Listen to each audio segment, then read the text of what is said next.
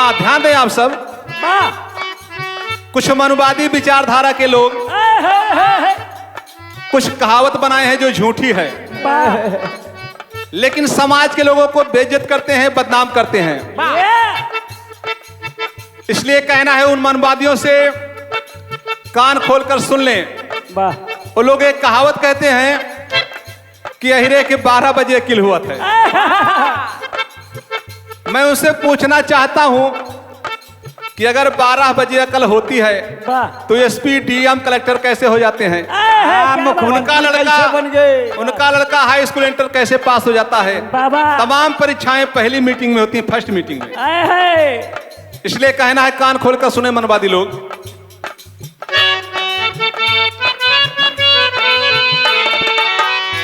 हरे यादो जाति जैसे हीरा, सुने से हुए लोगन के पीरा।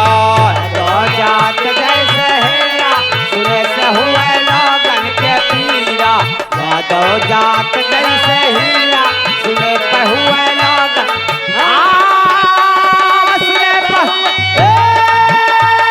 सुने पे हुए लोगन, सुने पे हुए लोगन, सुने पे हुए लोगन के पीरा। यादव जाति जैसे हीरा, सुने पे हुए लोगन के, यादव जात जैसे हीरा, सुने पे हुए लोगन के पीरा। ये ब्राह्मण के द्वारा लिखे हुए ग्रंथ में है, श्रीमद् भागवत में। प्रमाण सहित हर बात करूंगा। ययाति के नाती यदु के ललनावा, ययाति के नाती यदि के ललनावा। लिखा है भागवत में सच्चा कथनावा, लिखा है भागवत में सच्चा लिखनावा, लिखा भागवत में सच्चा लिखनावा। चाकू का जाना ना खीरा, सुने से हुए लोगन के पीरा। चाकू का जाना ना खीरा, सुने पे हुए लोगन के पीरा।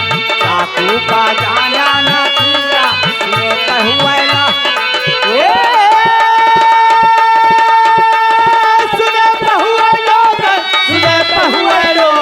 सुने से हुए लोगन के पीरा।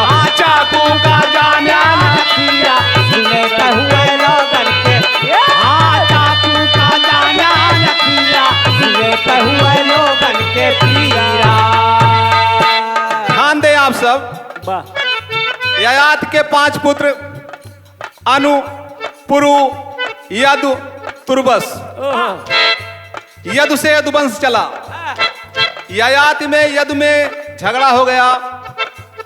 ययाति ने यदु को, अपने पुत्र को घर से निकाल दिया। रास्ते में जा रहे थे, अजगर मिला, सांप मिला। रास्ता रोक रहा था, वो राक्षस था। यदु ने उस सांप को मार दिया। कहना है होएगा विवाद, यदु गए बहिरावा। विवाद यदु गए बहिरावा, होएगा विवाद यदु गए बहिरावा। राह धरे जात रहे अजगर भेटावा। धरे जात रहे अजगर भेटावा, राह धरे जात रहे अजगर भेटावा।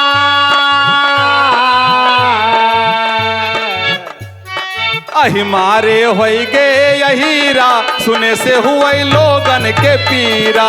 अहि मारे होइगे हीरा, सुने से हुए लोगन के पीरा। अहि मारे होइगे हीरा, सुने से हुए सुने से हुए लोगन, सुने से हुए लोगन, सुने से हुए जिया भैया जिया। यही मारे होइगे हीरा, सुने से हुए लोगन के, यही मारे होइगे हीरा, सुने से हुए लोगन के पीरा। उस अजगर को मार डाले यदु। अहि माने होता है सांप। अजगर को रगड़ के पटक के मारे यदु के वंशज तब से अहीर कहलाए। और इन मनुवादियों ने, ब्राह्मणवादियों ने एक कहावत बनाया है कि अहिरे के 12 बजे किल हुआ है। अगर अहिर के 12 बजे किल हुआ है तो 12 बजे से पहले मनुवादियों को, ब्राह्मणों को, उनकी माँ बहन बेटी को गाली दें अगर यादव लोग, तो उनको सुनना चाहिए, क्योंकि उनको दिमाग होता नहीं, पागल होता। क्या बात है। अगर नहीं सुन सकते तो ये कहना छोड़ दें आज से। दूसरी बात, अगर 12 बजे से पहले उनको बुद्धि नहीं होती तो उनका लड़का हाई स्कूल, इंटर, एमए, पीएचडी कैसे करता है?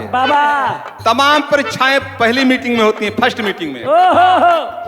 एसपी, डीएम, कलेक्टर, मुख्यमंत्री, सेना में हवलदार, सूबेदार, नायक, मेजर, जनरल कैसे बन जाता है यादव? इन लोगों ने एक जलन बस कहावत बना लिया है। 12 बजे जब यकीन के आवे, 12 बजे जब यकीन के आवे, 12 बजे जब यकीन के आवे, फिर कैसे यादव डीएम पद पावे, कैसे यादव डीएम पद पावे, फिर कैसे यादव डीएम पद पावे।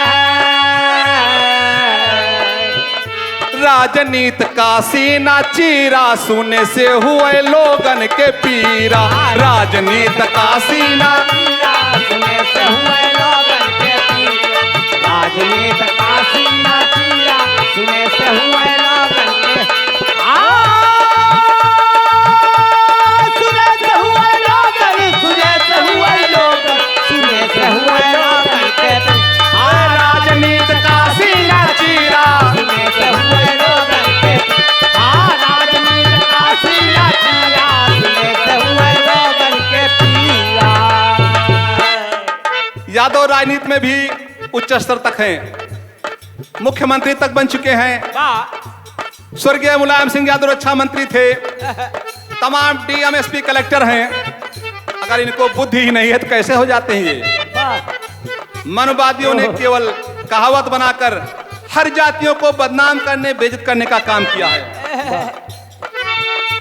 चंद्रायन ऑफिशियल चैनल की ओर से मैं कहना चाहूंगा, ये ब्राह्मण लोग, मनुवादी विचारधारा के लोग जिस जाति के विरोध में कहावत बनाए हैं, सभी जातियों को मैं आमंत्रित करता हूं, 85% लोगों को वो कमेंट में लिख कर दें, मैं उनकी कहावतों का जवाब दे दूंगा।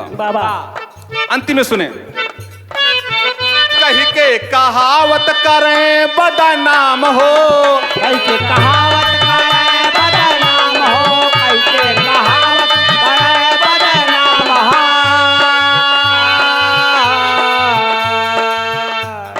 चलनी पढ़े पोथी छेदबा तमाम हो, चलनी पढ़े पोथी छेदबा तमाम हो, चलनी पढ़े पोथी छेदबा तमाम हो। एक कहावत आप लोगों ने सुना होगा, सूप बोले सूप बोले, चलनी बोले जकरे 72 छेद। सारी कमी इन मनुवादियों में है। तुलसीदास लिखते हैं कि पूजा ही विप्र सकल गुणहीना। ब्राह्मण चाहे चोर हो, लफंगा हो, दलाल हो, व्यभिचारी हो, कमीना हो, दारू पीता हो, अंडा मुर्गा खाता हो, उसकी पूजा करो। पूजा न शूद्र सकल प्रवीणा। और कोई जात का विद्वान अगर है उसको मत पूजो। ये कहाँ का नियम है? ये मूर्खतों की कहावत है, मूर्ख लोग ऐसा कहते हैं। कही के कहावत करें बदनाम हो, कहावत करे बदनाम हो, कैसे कहावत करे बदनाम हो। चलनी पढ़े पोथी छेदबा तमाम हो, पढ़े पोथी छेदबा तमाम हो, चलनी पढ़े पोथी छेदबा तमाम हो। जय नारायण भजय यदुबीरा, सुने से हुए लोगन के पीरा।